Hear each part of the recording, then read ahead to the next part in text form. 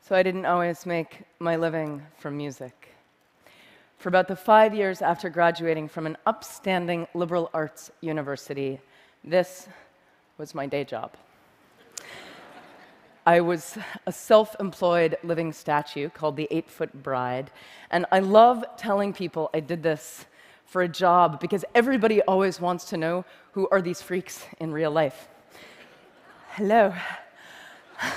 I painted myself white one day, stood on a box, put a hat or a can at my feet, and when someone came by and dropped in money, I handed them a flower and some intense eye contact.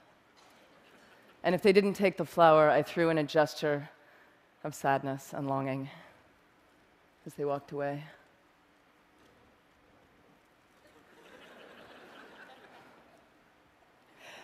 So I had the most profound encounters with people, especially lonely people who looked like they hadn't talked to anyone in weeks. And we would get this beautiful moment of prolonged eye contact being allowed in a city street, and we would sort of fall in love a little bit.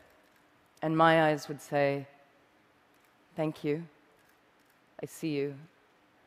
And their eyes would say, "Nobody ever sees me. Thank you."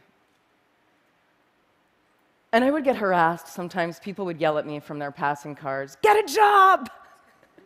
And I'd be like, "This is my job." But it hurt because it made me fear that I was somehow doing something unjob-like and unfair, shameful. I had no idea how perfect a real education I was getting for the music business on this box. And for the economists out there, you may be interested to know I actually made a pretty predictable income, which was shocking to me given I had no regular customers, but pretty much $60 on a Tuesday, $90 on a Friday. It was consistent. And meanwhile, I was touring locally and playing in nightclubs with my band, the Dresden Dolls. This was me on piano, a genius drummer. I wrote the songs. And eventually, we started making enough money that I could quit being a statue. And as we started touring, I really didn't want to lose this sense of direct connection with people because I loved it. So after all of our shows, we would sign autographs and hug fans and hang out and talk to people. And we made an art out of asking people to help us and join us. And I would track down local musicians and artists, and they would set up outside of our shows, and they would pass the hat, and then they would come in and join us on stage. So we had this rotating smorgasbord of weird, random circus guests. And then Twitter came along and made things even more magic because I could ask instantly for anything, anywhere. So I would need a piano to practice on, and an hour later, I would be at a fan's house. This is in London. People would bring home-cooked food to us all over the world backstage and feed us and eat with us. This is in Seattle. Fans who worked in museums and stores and any kind of public space would wave their hands if I would decide to do a last-minute spontaneous free gig. This is a library in Auckland.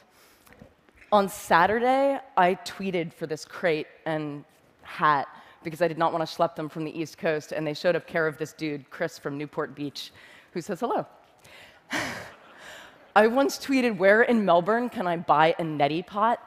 And a nurse from a hospital drove one right at that moment to the cafe I was in, and I bought her a smoothie, and we sat there talking about nursing and death. And I love this kind of random closeness, which is lucky because I do a lot of couch surfing. In mansions where everyone on my crew gets their own room, but there's no wireless, and in punk squats, everyone on the floor in one room with no toilets, but with wireless, clearly making it the better option. My crew once pulled our van up to a really poor Miami neighborhood, and we found out that our couch surfing host for the night was an 18-year-old girl still living at home, and her family were all undocumented immigrants from Honduras. And that night, her whole family took the couches, and she slept together with her mom so that we could take their beds. And I lay there thinking, these people have so little. Is this fair? And in the morning, her mom taught us how to try to make tortillas and wanted to give me a Bible. And she took me aside and she said to me in her broken English, "Your music has helped my daughter so much. Thank you for staying here. We're all so grateful." And I thought, this is fair. This is this. A couple months later, I was in Manhattan, and I tweeted for a crash pad, and at midnight, I'm ringing a doorbell on the Lower East Side, and it occurs to me, I've never actually done this alone. I've always been with my band or my crew. Is this what stupid people do? Is this how stupid people die? And before I can change my mind, the door busts open. She's an artist. He's a financial blogger for Reuters. And they're pouring me a glass of red wine and offering me a bath, and I have had thousands of nights like that and like that. So I couch surf a lot. I also crowd surf a lot. I maintain couch surfing and crowd surfing are basically the same thing. You're falling into the audience, and you're trusting each other. I once asked an opening band of mine if they wanted to go out into the crowd and pass the hat to get themselves some extra money, something that I did a lot. And as usual, the band was psyched, but there was this one guy in the band who told me he just couldn't bring himself to go out there. It felt too much like begging to stand there with the hat. And I recognized his fear of, is this fair? And get a job. And meanwhile, my band is becoming bigger and bigger. We sign with a major label. And our music is a cross between punk and cabaret. It's not for everybody. But, well, maybe it's for you. We sign, and there's all this hype leading up to our next record. And it comes out, and it sells about 25,000 copies in the first few weeks. And the label considers this a failure. And I was like, 25,000, isn't that a lot? They were like, no, the sales are going down, it's a failure, and they walk off. Right at the same time, I'm signing and hugging after a gig, and a guy comes up to me and hands me a $10 bill. And he says, "I'm sorry, I burned your CD from a friend." But I read your blog, I know you hate your label, I just want you to have this money. And this starts happening all the time. I become the hat after my own gigs, but I have to physically stand there and take the help from people. And unlike the guy in the opening band, I've actually had a lot of practice standing there. Thank you. And this is the moment I decide I'm just going to give away my music for free online whenever possible. So it's like Metallica over here. Napster, bad. Amanda Palmer over here. And I'm going to encourage torrenting, downloading, sharing, but I'm going to ask for help because I saw it work on the street. So I fought my way off my label, and for my next project with my new band, the Grand Theft Orchestra, I turned to crowdfunding. And I fell into those thousands of connections that I'd made, and I asked my crowd to catch me. And the goal was $100,000. My fans backed me at nearly $1.2 million, which was the biggest music crowdfunding project to date. And you can see how many people it is. It's about 25,000 people. And the media asked, "Amanda, the music business is tanking and you encourage piracy. How do you make all these people pay for music?"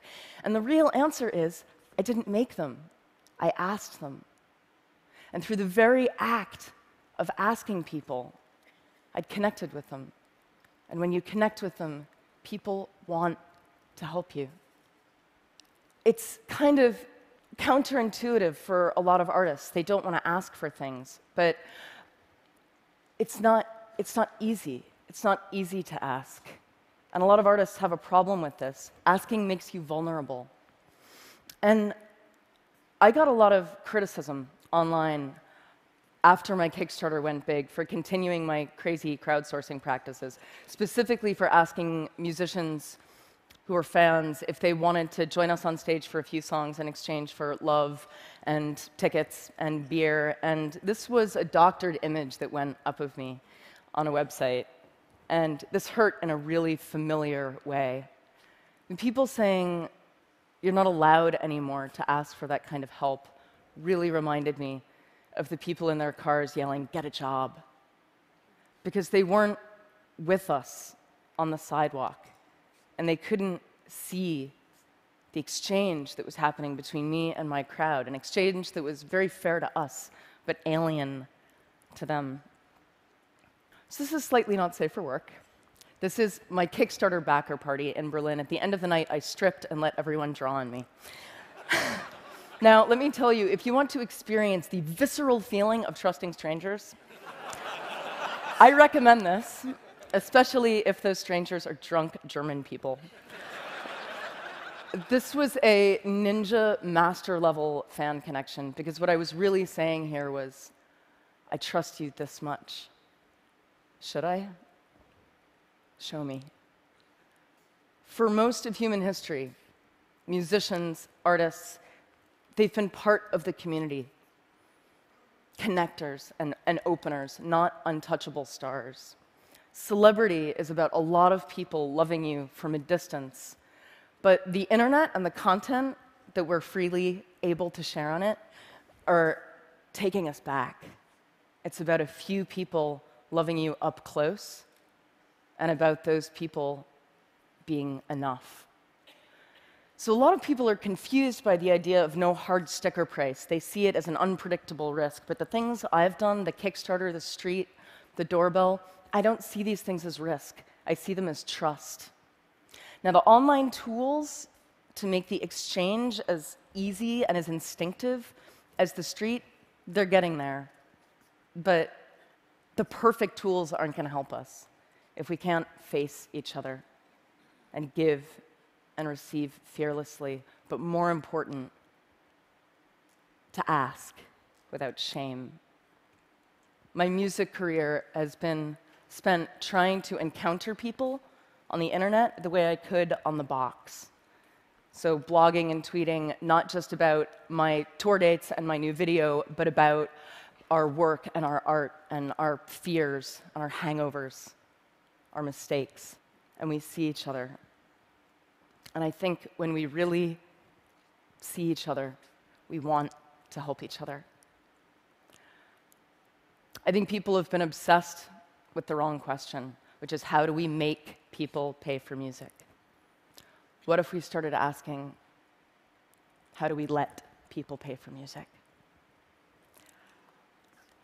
Thank you.